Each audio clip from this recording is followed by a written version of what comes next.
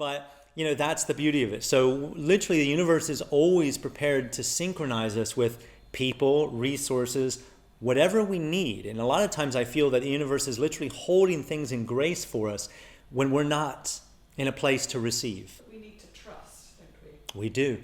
We need to learn to deeply trust those instincts.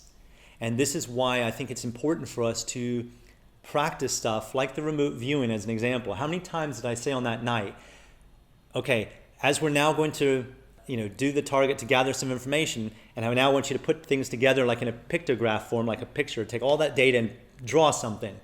And I kept saying, step out onto that psychic limb. It's like a wobbly limb of a tree where you think it might break. It's just like we have to put ourselves on that limb. We have to take those chances because that's what the universe is asking. It's asking for us to show up. And we show up with trust. We're learning to trust, deeply trust that we are being guided. Deeply trust that there is more support available than we realize. So on these occasions where I'm on these other levels and these people are there and I'm guided to teach people, those people a lot of times are out of body themselves, but they're unconscious. They don't realize they're out of their body. And they're like I said earlier, like learning through osmosis, and then they come back to their physical lives. They wake up in their bodies, and suddenly they might feel inspired to go and learn Reiki. They might feel inspired to go and learn how to play the gongs. That's exactly what happened to me in one of my out-of-body experiences. I went out of body, and I was wandering around this beautiful garden on another dimension that had the most special gongs. You just brush across one, and suddenly it would play beautifully, and colors and geometry would just kind of come from around it. And as I went deeper into the garden, this man showed up in a robe and he said, you should learn how to play gongs on your world. It will touch a lot of people and it will have a great effect. He wasn't wrong, was he? And he wasn't wrong. I trusted that. And then, yes, it was one gong at a time. It's like building a new family, like where we have our spiritual family. These gongs are part of my family. And when I play them, I feel like it's a great honor, and I always feel the presence of individuals like that man I met, where I feel that when people come and they sit in this chair and they're surrounded by the gongs, I trust on a different level. I trust that those beings will intuitively guide me how to play the gongs for the person sitting here based on what they need. And I think this is one of the aftercare things I want to talk about. You come to learn astral projection, and like I said last night, when you really apply yourself, everything you learn will benefit every other area of your life. And every other area of your life will get enhanced, and that stuff will then help you meet your needs around astral projection too.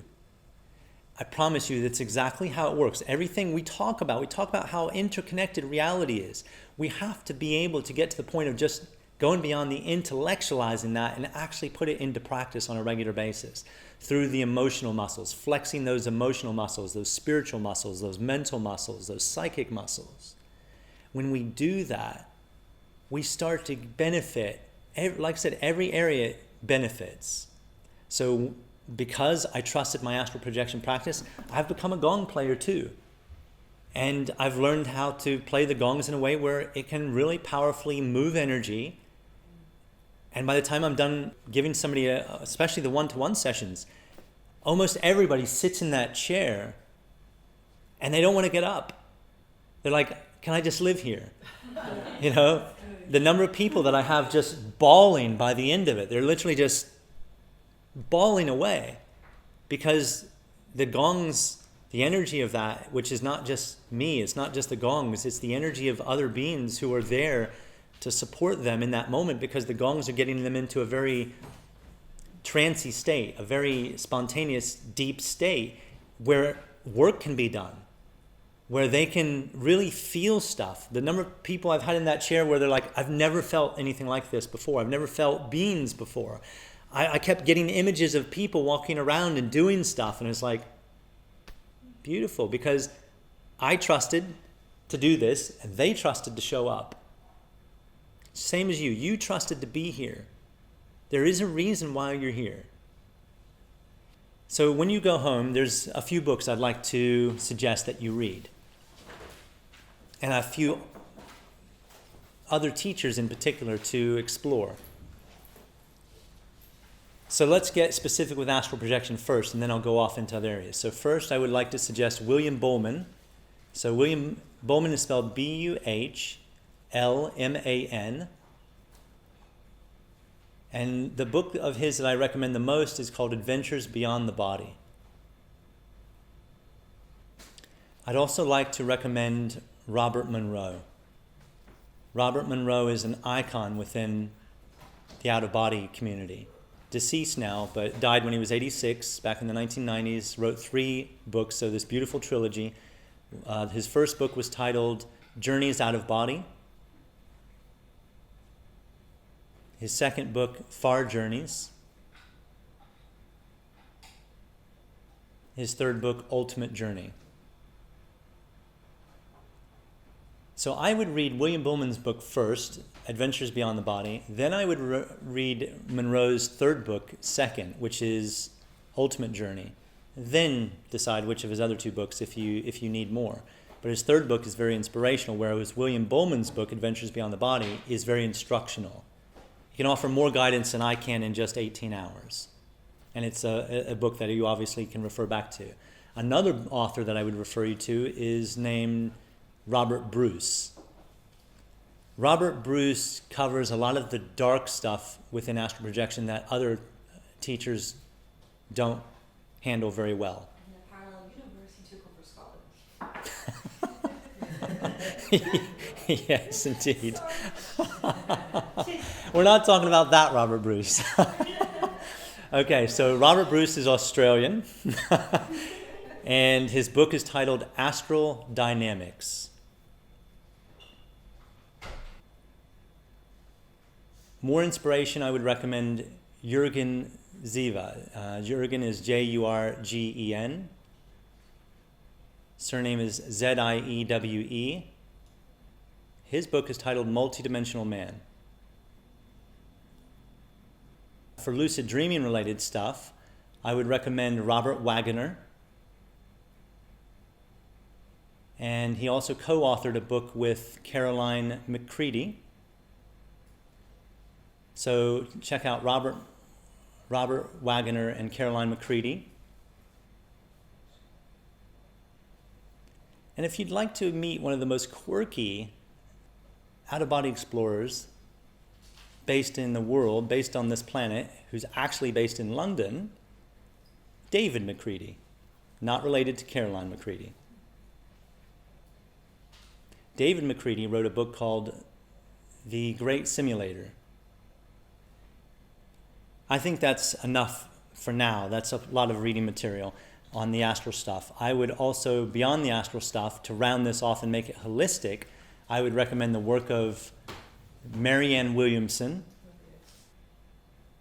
anything by Brené Brown. It's Brene, so Brené Brown. I would recommend Chloe Madon's. She does a lot of family system related stuff. Practices, I would recommend the practice of the Ho'oponopono. Yeah. I would recommend theta healing. H-O'-O-P-O-N-O-P-O-N-O, I believe. But if you just type in H-O' in Google, it'll automatically be the first thing that comes up.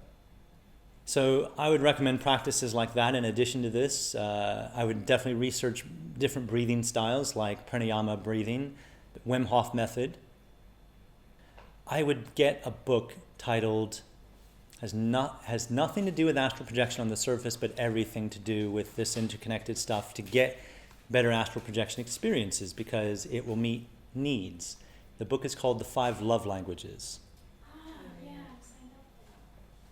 When you really truly understand the love languages, the way that other people feel loved, it makes a huge difference in relationships. When you really understand that we don't all feel love in the same way. As an example, so let's say, for example, my wife Sky, she, out of the 5 love languages, her primary love language is quality time. So although she's spiritually advanced enough to accept other love language currency. That's her primary one. So when I give her quality time, her emotional bank account is going up and up and up and up in the black. Let's say for weeks I'm studying, I'm building a new module for a workshop, or I'm just really in the thick of stuff and I'm in that extreme of the masculine where it's just all about directional and focus. Let's say for a few days, just a few days, I'm not meeting her need of quality time. Let's say this is the point where there's a nil balance, and this is her emotional bank account's way up here, because we've built it up, with our relationship. Both of us, our bank accounts are quite high. So let's say for a few days, her needs aren't being met very much because I'm in this focus state. I'm making withdrawals, basically, when I'm not meeting her needs very much. I'm making withdrawals. But because her emotional bank account is quite stuffed full of, emotional currency, it's fine for first couple of withdrawals. Let's say on occasion then I do something that really pisses her off. That takes it down a few notches. Let's say for a point I then go weeks without really meeting her needs, especially with quality time. That's how she feels loved the most. And it gets to the point to where we're now at a nil balance and we're going into the red. This is when things start to really hurt the most. And it's when we realize that there are these deficits that we have within relationships. We are either in the red or we're in the black. And when we get how other people really truly feel loved, like with my ex-wife, I didn't know anything about love languages at the time. But there was always this effect that took place whenever we'd fight. I'd try to make up with her. Maybe I'd bring flowers. That's one of the love languages. I didn't know that, but that's gift giving. Okay? I'd bring her flowers and she'd be like, you need to suffer more. But the moment I would do something like, I'd walk through the room and I'd say, can I make you a cup of tea? Then suddenly she'd be like, you trying to get in my good books? Because she was an acts of service orientated person. So if there was something like, if I put up a shelf, man, she'd be like, wow, you trying to get in my good books? There's some brownie points for you, sir. And I didn't realize that her primary love language was acts of service. I do now, but that's a little bit late. So it's important to really understand this stuff as much as we possibly can, because we do have particular ways that we all feel loved. The other love languages are quality time, gift giving, acts of service, words of affirmation, and touch. Is those 5 love languages, have you found in your experiences that higher dimensional beings have love languages too, or do they not operate in that? I find the more spiritually of an adult you are, the more you accept these emotional currencies from any language, from any. So when you go to astral cities, for example, you can't. Astral cities are not necessarily higher vibrational, places. These, like I said, this stuff is not stacked. A lot of this stuff goes sideways in a sense. There are very higher vibrational planes where those beings operate in harmonious environments which are different from what we're operating in, because of the fact that we have 2 dominant thought systems, love and fear, and we're mostly operating in fear on this planet. Even though you as an individual can operate more on a level of love, our flow of information is dominated by fear. So the media, dominated by fear. Politics, dominated by fear, corruption, greed. We see beacons of light. We see people like Jeremy Corbyn as an example. You may not agree with everything about the man, but one thing I personally love about the man is this. Here's a man who realizes that there's nothing unloving or unspiritual about getting angry. But it's what you choose to do with that anger next, which can become unloving and unspiritual. Some people develop self-control to very high levels, and I think he's one of those individuals.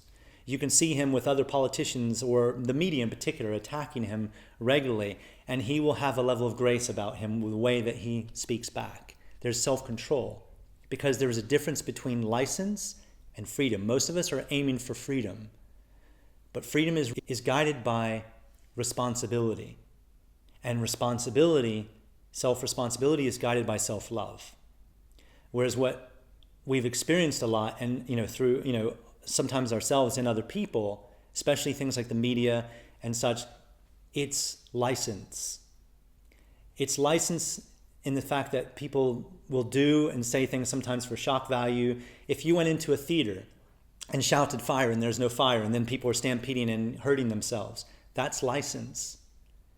You've literally done something that is not guided by responsibility. License is choice without self-control. When we really start to understand the dynamics that is our everyday lives, especially revolving around the fear mind and love, when we learn to distinguish between fear and love, and we start to actually prioritize it, we go from non-applied spirituality to applied spirituality. Non-applied spirituality is when we know we've screwed something up, we've hurt somebody, we know we should say sorry, but it's that dark force that stops us. It's that lack of emotional muscle to actually move from intellectualizing something to actually saying sorry or making amends. Applied spirituality is knowing you made a mistake and making up for it. Taking the action, saying sorry, paying somebody back. Through that process of remorse, showing remorse, taking an action of repaying them in some way. It's critical that we start to get this stuff because everything around us, everyone around us depends on it. When I was out of body on one of these occasions on another dimension of reality and I was teaching people who are out of their bodies, one guy was very lucid and he had a physical body and he was very lucid in that moment. And he said, I'm aware that I'm here. I practice this stuff purposely, but I want to be able to get more from my practice. What effect does my diet have on my astral projection practice? And I was suddenly stopped in my tracks. I could feel an energy that was not mine overlight me. And it was one of my higher guides. And it literally overlit my energy. And suddenly what came out of my mouth even surprised me at that time. And I literally just said to this guy, your first question should not be, how is your diet affecting your astral projection practice? But how is your diet affecting the suffering of others? And I was like, wow, okay, I need to look at that. I came back into my body and I looked at my life and I realized, okay, I was still eating fish at the time. I'd cut out everything else, but I was using this dumbass spiritual, not even, it wasn't spiritual. It was just a dumbass mantra that I created for myself. You know, it was like my line for whenever people said, why are you still eating any meat? You know, and I'd say, well, because when I was young, lived in Florida, we'd go to the beach, we'd catch our own fish, we'd clean them, and then we'd cook them, and there was no waste. And yet, I'm literally justifying my life at that time of now being an adult and going to the supermarket and buying fish that I have no part in catching, and I have no idea how much destruction that has on my environment. And so I had to actually start looking at that deeper. This is not a moment for me to get my veganism into overdrive and start to shame. This is literally just putting across that I think sometimes when we look at sustainability, that word has got less impact now than it used to have. That word needs to be replaced. It needs to be replaced with a word like unsurvivable. Because I think sometimes we're not really getting the depth of what's actually taking place in our world. And I think we do need to look at the impact that we personally have. Am I prioritizing love beyond myself? I went to a Marianne Williamson lecture once, and she absolutely nailed me right between the eyes, nailed me to a cross, in fact. I thought she was going down one road, and I was jumping on the bandwagon. She was like, we all wake up in the morning, we make our green juice, our green smoothie, and I was like, yes, that's me, make my green smoothie. And then she's like, but Monsanto isn't just poisoning your food. And I was like, oh, fuck. Love as a practice beyond yourself is deep. It is very deep. That really stuck with me when she said that. Monsanto is not just poisoning my food. Here I am looking out for myself. What am I doing up and above that to where I can have a conversation, a loving conversation with people without creating that incongruency that can a lot of times be created. Like I was saying, when I was really heavy into conspiracy stuff way back in my 20s, I'd built up like a decade worth of research, really intimate knowledge of these subjects. And then sometimes when I felt, here's an ear, I can have a conversation with somebody, I unload all of the stuff on them with like an hour. By the end of it, their eyes are like big saucers or they're glazed over, and they are not having the emotional response I was expecting them to have. Why? Because of that incongruency. Maybe they are still within cultural trance. Maybe they haven't seen the red flags that I've seen. Maybe they haven't been able to use the intuition to go deeper and look behind the scenes of this facade. We have no idea where other people are. Same goes with diet. I remember years ago when I was with my ex-wife and we have our children were younger, I remember going over to one of the other parents' house to pick up my daughter, and the mother had just finished baking cookies, homemade cookies. And one of the other kids came in and said, "Where did those come from?" And the woman said, "I just made them." And the kid goes, "You didn't buy those from Tesco?" And she's like, "No, I just made them." And she goes, "Oh, I don't want one." And she walked off. And it was like, that child hasn't been educated in that way. Children starts young, that cultural trance. And unfortunately, if we don't educate, that younger generation, if we don't re-educate ourselves, then this stuff continues. These cycles will continue. It's the same with our generational and our ancestral stuff. Some of the healing work that must be done is around the ancestral stuff. My father is a great example of that. The patterns that are emerging between my father and me. So my father died when I was 10, but his first marriage, he had 3 children. My first marriage, I had 3 children. My second marriage, I married a woman 19 years my junior. My father, second marriage, married a woman 19 years his junior. There's other patterns that cross over. I'm the only one of his 4 sons that is an entrepreneur. The other 3 have employment. He was an entrepreneur from start to finish, same as me. So I'm taking on like my dad's patterns, and some of them aren't good. My go-to emotion when I get triggered is anger. That was his. He would just fly off the handle. I don't fly off the handle as much as he does, but when somebody really pushes my buttons, I get angry. And sometimes I get mean with my anger, and people try to apologize. That's why, to me, I know that dark forest. When somebody's apologizing, I'm like, it's like an angel over here and a devil over here, and the angel's like, "Oh, accept their forgiveness." And the devil's like, "No, they have not suffered enough. Let them suffer more." It's like in those moments you need that emotional intelligence. You need those emotional muscles to actually go beyond that fear of saying, okay, actions over words. We say things like this. Just because we forgive someone doesn't mean we're saying what they did was okay. We're not condoning what they did. What we're doing is we're creating a moment where love can be revealed. And this is what forgiveness work does. It reveals the presence of love. So in that moment, I need to shift from fear to love. I need to allow the one thing that's being withheld that will make that situation better. And I think the issue with spiritual circles sometimes, and humans at large, we feel that when we're unconditionally loving towards people, they will treat us like a doormat.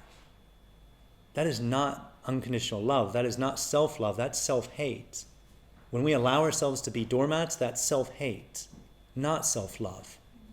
When we understand that, we can start to stand in love and prioritize love. Does that make sense? This is why I feel it's so important to, if you're going to go down the road of the astral stuff, to make it such a holistic practice. Because like with my ex-wife, I started going down the road of the astral stuff when I was with my ex-wife. And I would get up in the night, go downstairs, and I wasn't really communicating this stuff to her because she used to say to me, this stuff isn't real, this stuff, is fake, it's I don't know why you believe in it. So I always kept it to myself. So as far as she was concerned, it was something, okay, she didn't believe in it. So I would wake up in the middle of the night to come downstairs to do my wake back to bed practice. And what I didn't realize, on some nights, I wouldn't even go to bed at all. I would just sleep on the sofa and do my practice. I had no idea how much of an effect that was having on my wife at the time. she started going into those dark places thinking he doesn't want to be with me anymore. This astral projection stuff has taken him away from me. I had no idea how much it was hurting her. I wasn't meeting her needs at all. And so I could be sometimes down there on the sofa, happily getting into a deep state, and then suddenly a door would go slam! I'd be like, I'm not astral projecting tonight. And I just wasn't getting it. And I think it's really important that we realize in those moments when there is darkness within any relationship, where it feels like everybody's just taking, somebody has to start to give. And one of the things I love about this place is when people come here, like I said, they're feeling stressed, anxious, depressed, sleep deficits, so tiredness, fatigue. They walk through that door. And one of our self-protection modes in a big city like this is to close our energy down, because we're being bombarded with constant media stuff, advertising, other people, the Wi-Fi, and all the collective energy in these big cities. And so it is a type of self-protective mode. But we get to the point where we don't realize how shut down we've become. It becomes like our new norm. People come through that door, like you have, and I do my best to get them into a place where I'm meeting their need for certainty. I meet their need for certainty in the sense of they want to be certain that they're going to come here and they're going to have their needs met. They're going to come here and they want to be certain that they can trust me. They want to build that trust. So I need to meet their need for certainty when they walk through that door. But I also have a responsibility to meet their need for uncertainty, variety. I offer a good level of variety. So people come down. I'm also meeting their need for connection. They come through that door and I go into vulnerability mode. I allow them to tell me what they need. Tune into them till I can pick up what they actually need. Because sometimes we are closed down and we're not asking for what we actually need. We're asking for just a little bit. Because we're not feeling certain that, can Todd meet my needs? Can this individual make me feel safe? So here we are, our collective big city of London, and people are walking around really closed down. So when people leave and they've been opened up a bit, why? Because they've received. They come here and I go into I allow my feminine aspect to come out. A lot of times when they first sit down, my feminine comes out and I'm nurturing. Then when we go over here, I become very directional. I shift into my masculine.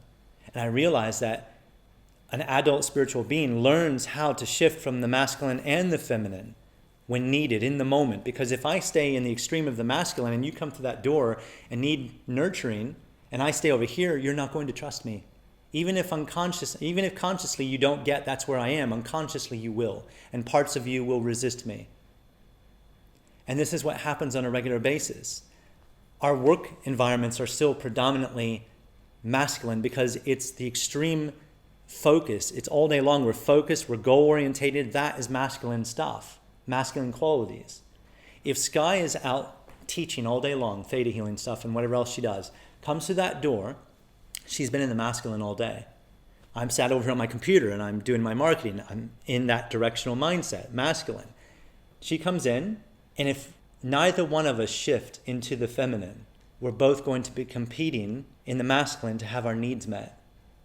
So it's learning one of us needs to be the more giving in that moment, which generosity is a sign of a spiritual adult. So I'm going to give, or Sky's going to give. The first one that gives goes into that mode, one of those qualities that helps me or her get her needs met. And when that happens, this is a very natural process. It's a paradox, but it's a natural process.